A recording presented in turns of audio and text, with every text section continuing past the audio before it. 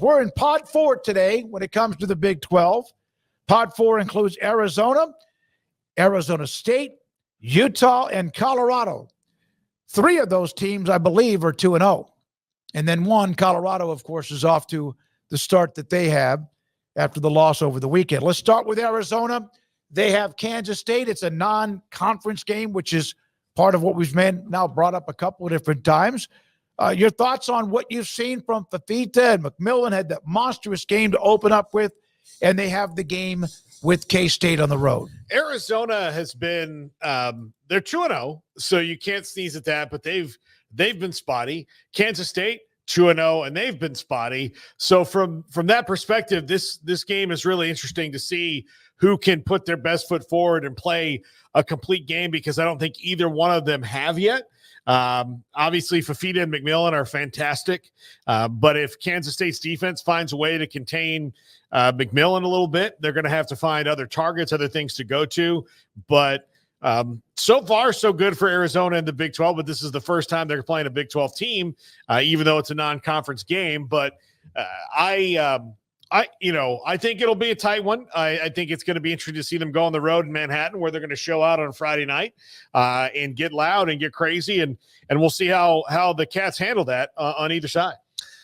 Yeah, I mean, they were missing some guys the other night. That's worth noting, but they got to find a balance of some sort. Tetero, McMillan, and Noah Fafita had that big first week that really McMillan got, all the honors and the credit for, but somebody had to throw him the football. Regardless, that was not the case on Saturday. I mean, they locked in on T-Mac, as you might expect, and they shut him down. And then when it came to other Arizona players having to step up to make plays, they just didn't have the ability to do that. And you had a game that was a lot tighter, especially when you look at the final score, than you'd ever have anticipated, playing a directional school like Northern Arizona. Respectfully, it's just that you shouldn't be sweating that 22-10 when you're a top 25 ranked team.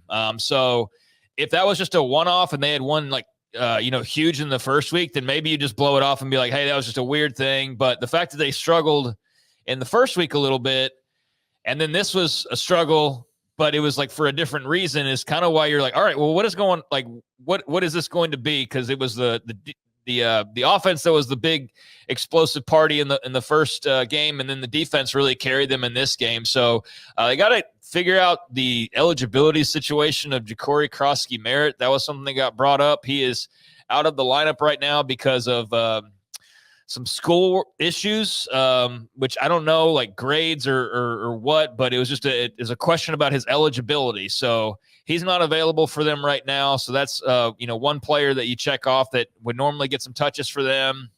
And I think you're just really thankful that they won this game and that they can move on to the next one and look at the fact that they could very well be 0-2, and instead they're 2-0. And they have room to play a lot better, and they have tons of room to play an actual complete game because we haven't seen that yet, but we haven't seen that from a lot of teams. So, I just think you're fortunate, but, there's a lot of work to be done, and you can't play the way you have in some areas the last couple of weeks and expect to beat Kansas State. So this will be a big test for them. Nor can Kansas State. Right. No, absolutely. Yeah. By the way, Tetero McMillan, who had that monstrous game in the opening win that they had 2 catches for 11 yards. Well, yeah, they locked in on him and said, throw the football somewhere else and make plays somewhere else. And when he couldn't do it, that they didn't have the ability to do it themselves. The O-line struggled. I know they've been, working with different O-lines and trying to figure that out. So, going through that process early on in the season, I think there's a lot of teams out there that don't quite have their O-line where they want it or this where they want it. And for Arizona, they definitely had some O-line issues that contributed to the difficulties on Saturday night. So, yeah, that's got to get ironed out in a major way, or you're going to have more nights like you did against against Northern Arizona. Sorry. All right, Paul, Arizona and Kansas State. I hate that it's a non-conference game, but it's a good football game. It'll be fun to watch. Yeah. All right, one more game, of course, and we've got many more to get to. All right, so we've gone to Arizona. We've discussed a little bit about Arizona State, plus what Ari brought up with Fight's short touchdown run, which was delicious, the former Texas high school star at Tatum High School. So, game up, Arizona State Thursday night. This game here, I mean, they're 2-0. And don't you know, Texas State, this could be one hellacious game on Thursday night in San Marcos. Yeah. If Arizona State really is better now, I think they're going to have to get more out of the passing game because they didn't get anything from Sam Levitt the other night. But Cam Scatteroo, I mean, he scatterbooed all over the place. He was fantastic. Absolutely fantastic against Mississippi State. They didn't have a single answer for him. And if Texas State doesn't have an answer for him, then maybe Sam Levitt doesn't have to do anything week to week. But they're going to have to get more out of the passing game. I trust Kenny Dillingham to do that, but they do need more. But as long as you've got Scatterboo back there, I think you're going to be in every game. Yeah, it's interesting that he trimmed down a little bit, but is still able to run as hard as he does. That was one of the things mentioned on Saturday night. He obviously had a really good game, and he was a guy who, when Arizona State was entering the league, I mean, that's immediately where you pointed in terms of their star power, just like you pointed to Fafita and McMillan with Arizona. Like Scatterboo is that guy coming back for the Sun Devils. So he did his part. He was the star of that show. They couldn't pass well, as Paul mentioned. That's got to change. Levitt's got to be better there for them to be what all they can be and to take some of the pressure off of their run game. But they had a really nice first half, had a poor second half, allowed Mississippi State back into the game, and Mississippi State, deserves some credit too for getting back into the game. But that was a tale of two halves. Unfortunately for the Sun Devils, they were able to hold on and win by a score, whereas it looked like early on in that game they were going to win by 3 or 4 scores. I mean, they were taking it to Mississippi State. You mentioned the fight touchdown. That was a huge play. It's probably going to end up on the highlight reel at the end of the year for just the conference in general. But they've got a fun defense, and they play hard for Kenny Dillingham, and they seem like they've got some confidence brewing. So if they can get the pass game going, then I think there's a lot to like about this team, and certainly they're a strong candidate to be that team that you go, they were voted 14th or 15th or 16th, and they ended up 7th. Like, they're going to be that team that was ranked way lower than they should be, potentially, based on what we've seen these first couple of weeks. But this is going to be a hell of a test. Like, it's a weeknight game in San Marcos, and this Texas State offense that is the next big thing, basically, with a 7th-year quarterback who's played at 4 different schools. That's ridiculous. But Jordan McLeod, I mean, as experienced as you could possibly be at the college level, he's been everywhere. So that's going to be really, really tough for the Sun Devils. Like, I think they should win this game, but there's so many unique circumstances that it's just boiling up to be hell for them to try and walk out of there with a win. They can do it, but they're going to have to deal with a lot of adversity to do it. Well, I love watching, and we've seen this with the Big 12, a team like West Virginia last year, and I'm not comparing them to 9-win West Virginia, but they're 2-0. They were picked near the bottom of the Big 12 by 99% of everybody, and I'm kind of happy for them to start the way they are. And again, this is a tough road test. We know about Texas State and what they can do, and so now does Jeff Traylor. First win ever over an SEC team. I said that earlier, but it's worth mentioning because we're not going to mention the second or third time. We'll never mention it again, but the first time is pretty cool, and that was what they got with that win over Mississippi State. So congrats to ASU. But, yeah, if you turn around and lose to Texas State, like Texas State might go to the playoff. They might be the G5 rep for all we know. So by the end of the year, that doesn't look that bad, but you want to keep the good times rolling. Yep. Go beat them, and then you're really on to something at 3-0. You got a couple of, pretty nice wins. Utah against a rival, the Aggies of Utah State. Utah playing at 3:30 on Saturday on CBS Sports Network. If they don't have Cam Rising, this game could get super interesting because it doesn't look like their offense moves without him at all. And that's evidenced by last year and then the second half of the game against Baylor. And I'm not trying to take away from Baylor's defense, but Isaac Wilson wasn't really, lighting it up the other day. Now, I guess he didn't really expect to play that much, but even still, with a week of preparation, they should beat Utah State. But without Cam Rising playing in the game, it makes everything really dicey for Utah. Yeah, they did their thing at the beginning of that game last week and never really had to sweat it too much, although Baylor made it sort of kind of interesting there late. I think it's all about Cam Rising, as you said, like what's his health status. And I doubt he plays this week just based on kind of the way it looked last week. I mean, maybe he surprises and he does. He fights through it. That'd be great if he does, because I think right now they're the only legit playoff contender in this league.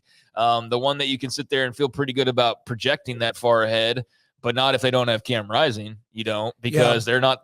I mean, there's definitely a step down. I know what Ricky said, like Cam Rising wasn't like a superstar on Saturday, but he's way better than Isaac Wilson is. And he's very experienced. And in a league where a few months ago I was saying like, hey, this is a hell of a year for quarterbacks because of the preseason hype. I got caught up in it, but like Eric Green and Jalen Daniels and all these guys, like there's not really a lot of great quarterback play right now. There's really not. There's a lot of guys who are like figuring it out, but are like seesawing a little bit.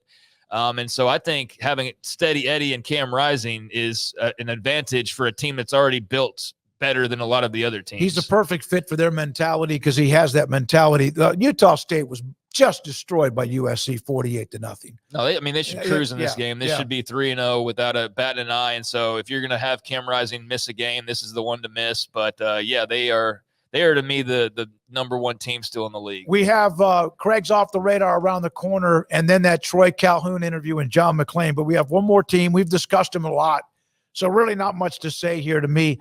Colorado and Colorado State last year in Boulder was a phenomenal game, an emotional game, and Colorado was able to pull it out with like a 90-something yard drive to force, I believe, overtime, led by Shedeur down the road. And we know that this is kind of a little bit of a rivalry between the two coaches.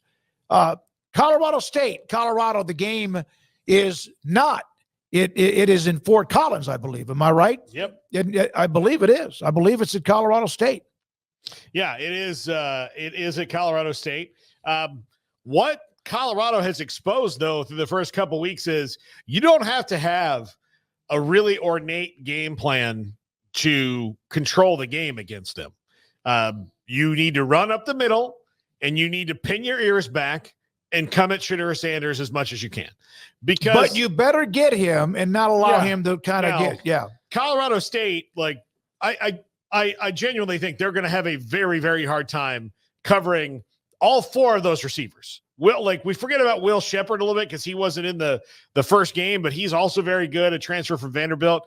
You're not going to be able to really cover all the four of those receivers. So to me, you need to say, damn the torpedoes and let's go get Shedeur Sanders. But on the other end of that, Nebraska, only rushed 3 or 4 guys most of that game when they pinned their ears back and got all those sacks. So if you can do that,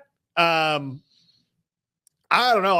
I think that the game plan gets really easy, and people can simplify against Colorado until Colorado proves otherwise. Texas crushed them 52-0. They never sniffed, and they came back to win their second game. But Colorado, Craig, after getting humbled, I would think is a good way to put it in Lincoln.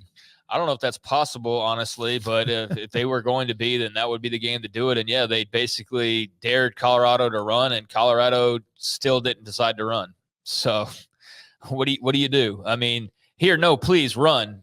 Nope, we're going to keep throwing it with Shedeur. Like, that's what Colorado did. So I don't know. I don't know beyond I think Colorado should win this game. I don't care where it's being played. They should win this game. I know there's the bad blood, as you spoke to, between the two head coaches, and that got frisky last year. But I'd expect Colorado to win this game, have a nice bounce back, because I don't think Colorado State is anywhere close to who they just played in week 1, or maybe even the past 2 weeks, honestly. So I think this is a get right for them, but man, they got a lot of questions. And like I said earlier, you don't have to bring any more gas or matches to this party. Like, it's all ready to explode at any moment with the way things have shaped up these first couple of weeks. So let's just see what they look like and see how Shedeur's, gelling with that O-line, and see if they can get any type of a run game going in week 3, if they even attempt to do that. And let's just see, man. That's where I am with Colorado. Let's just see.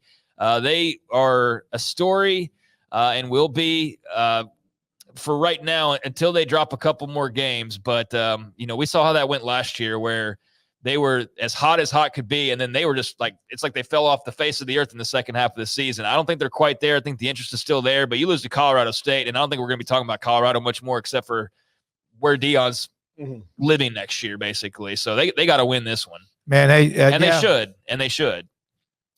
Yeah, there's some kind of a post from Norvell's wife during Big 12 media days that, remember, they were there. Mountain West Conference was there along with the Big 12 in Vegas. There's something, I don't know. But there's always something outside of just what's going on fundamentally with your football team, one way or the other, good or bad. So there is that.